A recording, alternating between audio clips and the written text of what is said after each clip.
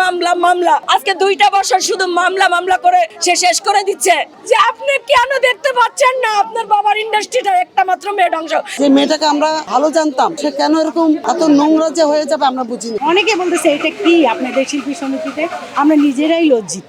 চাপে পড়ে এখানে যায় আজকে মান সম্মান ওর মতন তুই তাঙ্গার করে কথা বলে, তাতে আমাকে মরল আমার ফ্যামিলিকে বলতে বাধ্য হবো যে তোদের এডবিসিতে যেন আর কখনো আমি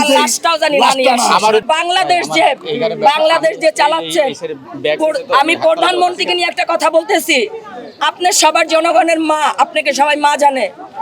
আমি আপনাকে সম্মান রেখে বলতেছি, আপনার দৃষ্টি আকর্ষণ করে বলতেছি, শেখ হাসিনা আপা আপনাকে বলতেছি, আপনাকে আপা বলে, আপনাকে মা বলি আমরা, ঠিক আছে? জনগণের মা আপনি কি দেখতে পাচ্ছেন না এই অবিচার?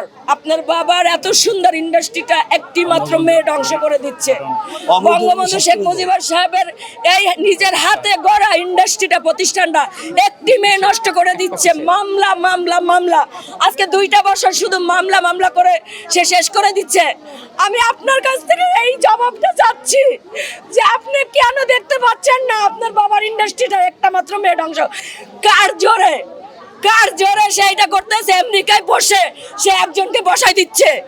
আমেরিকায় গিয়ে সে ফোনের মাধ্যমে সে রিড করে সে একজনকে স্থগিত করতে। আপনি কি এটা দেখতে পাচ্ছেন না? আপনার কাছে আমার এইটা রিকোয়েস্ট, আপনার কাছে অনুরোধ, হাত জোর করে বলতেছি আমরা দীপজল ভাইকে চাই। দীপজল ভাই জিতেছেন, আমরা দীপজল ভাইকে চাই। আপনাদের কাছে আমি আর কিছু বলতে পারবো না ভাই। ভোট পেয়েছি অনেক, কিন্তু মাত্র 16 ভোটে যে আমি হারবো, তো আমাকে যারা ভোট দিছে তাদেরকে ধন্যবাদ।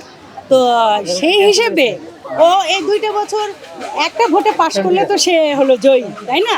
সে 16 ভোটে পাশ করছে দীপজল ভাই। এখন দীপজল ভাই এখন আছে, তুমি এই 2টা বছরে তুমি আরো ভালো কিছু করো, তুমি এমনি শিল্পী হিসেবে ভালো কিছু করো, তুমি নেক্সটে দাঁড়ায় তুমি হয়তো বা আরো ভোট পাবা। এই যে একটা সিনিয়র শিল্পীকে এরকম ভাবে করা, এটা আসলে আমাদের কি, আমরা কি বলবো, আমাদেরকে অনেকে বলতেছে এটা কি আপনাদের শিল্পী সমিতিতে, আমরা নিজেরাই লজ্জিত।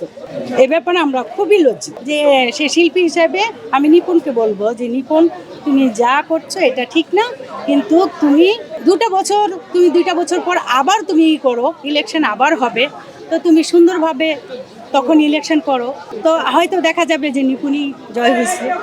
এখন তো নিপুণ তো এবার ভোট পাস করেনি। আমরা সবাই প্রাণ দিব, জান দিব, তো আমরা দীপজল ভাইকে চাই।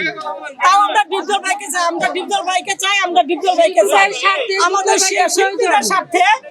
দীপজল ভাই একটা শিল্পীদের ইন্ডাস্ট্রি, ফিল্ম ইন্ডাস্ট্রি হলো একটা ইন্ডাস্ট্রি, দীপজল ভাই হলো একটা শিল্পীদের ইন্ডাস্ট্রি, তাই শিল্পী দীপজল ভাইকে আমরা চাই। বিগত 2 বছর আমরা কেউ এফডিসিতে আসি নাই। এর আগে যখন জায়েদের আমলে 4টা বছর ছিল, আমরা যদি কেউ একটা সপ্তাহ না আসতাম, জায়েদ খান সবাইকে বলতো আপা শিল্পী সমিতি একটা বাগান, তোমরা হলো তার ফুল, তোমরা যদি না আসো বাগানটা মলিন হয়ে যায়। আপা তোমরা আসো তো এই বাগানে বসো। কই গত 2 বছর তো এরকম একটা ফুল পাই নাই, একটা ফুল তো কেউ পায় নাই। একমাত্র নিপুণ প্রয়োজনে আইসা চেয়ারে বসে, নিপুণ চেয়ার থেকে উঠে গেছে, একটা প্রাণী শিল্পী সমিতি আসে নাই। শিল্পী হয়ে শিল্পী সমিতিটাকে নষ্ট করার কাজে যেন আর ব্যস্ত না থাকে, ভালো কাজ করুক, সংসার করুক, ভালো কাজ করুক, অভিনয় করুক, ভালো কাজ করুক, এটা আমরা চাই।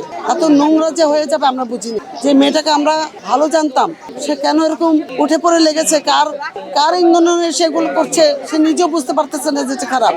কত সুন্দর একটা নির্বাচন হয়েছে, সকালবেলা সবাই ফুলের মালা দেওয়া হলো, সব কিছু করা হলো, কি সুন্দর জিনিসটাকে এতদিন পর 1 মাস পরে এটাকে ঘোলা পানিতে শুরু করে দিচ্ছে দীপজল ভাই, এটা দীপজল ভাই, ওর কি মানায় এগুলা?